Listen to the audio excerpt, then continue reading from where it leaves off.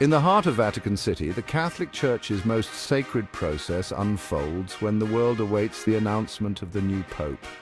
But how exactly is the next leader of over 1 billion Catholics chosen? It all begins here, inside the Sistine Chapel, where cardinals from around the globe gather for one of the most secretive and spiritually significant events in the world, the Papal Conclave. The process to elect a new pope begins when the Holy See becomes vacant. This happens in one of two ways, either through the death of the reigning pope or his resignation, like we saw in 2013 when Pope Benedict XVI became the first pope to step down in nearly 600 years.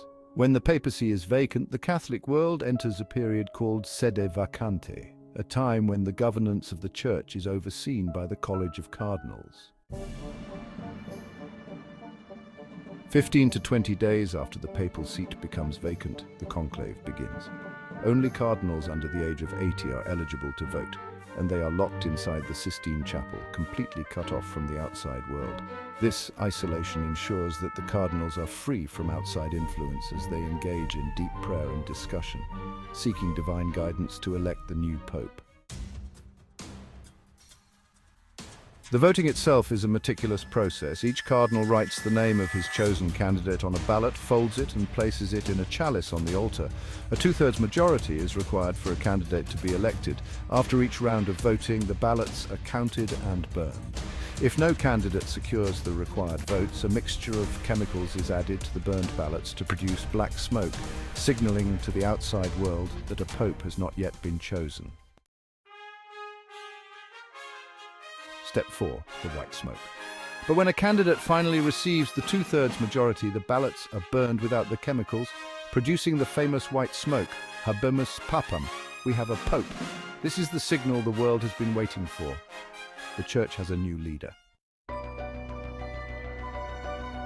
Step 5, the acceptance and announcement. Once elected, the chosen cardinal is asked, "Do you accept your canonical election as Supreme Pontiff?" If he accepts, he is then asked what name he wishes to take as Pope. The new Pope is then dressed in papal garments and presented to the College of Cardinals. Shortly after, the senior cardinal deacon steps onto the balcony of St. Peter's Basilica and announces to the world, "Habemus Papam." Step 6, the first public appearance. In his first public appearance, the new pope blesses the crowd and delivers his inaugural address, marking the beginning of a new chapter for the Catholic Church.